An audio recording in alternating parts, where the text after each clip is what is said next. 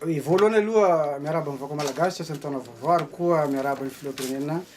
vaovao Andry Rajoelina amin'izao fijoroany fitondrany miaraka amin'ny gouvernemanta zay najoro zao. Ny fahitako sy fomba fijeriko dia hoe ny équilibre sy équilibre malagasy tsika raha ihany tsika rehetra. Efa nilaza ombenombeny izy hoe gouvernement de technocrate ka ny amiko zany de hoe résultat qui compte. Na avy aiza izy na avy aiza izy tsy fomba fijery zay mihitsy no jereko fa hoe efa hoe mandroso mahavoafehy ary mahatanteraka ny velirano zay ho atao sy ho eritreretin'ny filoham-pirenena de zay ny zava-dehibe satria ary zay koa nandraisan'ny vahoaka malagasy fa ny hoe équilibre tsy équilibre de tsinjiko tsara fa malagasy raha ihany tsika fa ny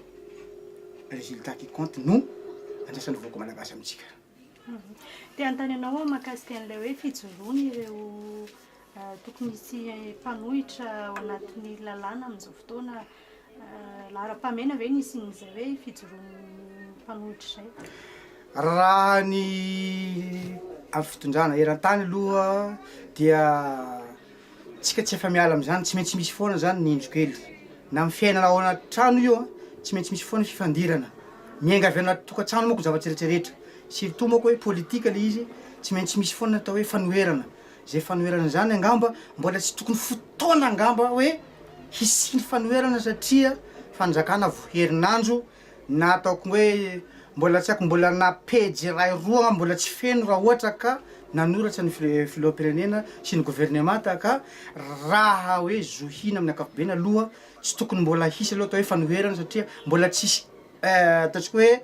asa na hoe fanjafetana ny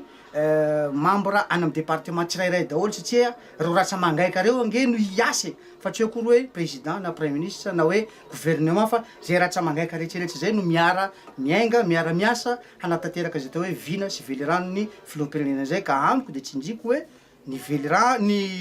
ny fanoherana dia ilaina zany satria anisany misy zavatra azo tsoahana ihany koa mba hanitsina ihany koa ny fanoherana fa nefa hoe no fisiny zavatra zay ngamba mbola tsy zao fotoana zao kosa de isina atao hoe fanoherana fa rehefa tonga ny fotoana tonga ho azy daholo ange zany atao hoe fanoherana zany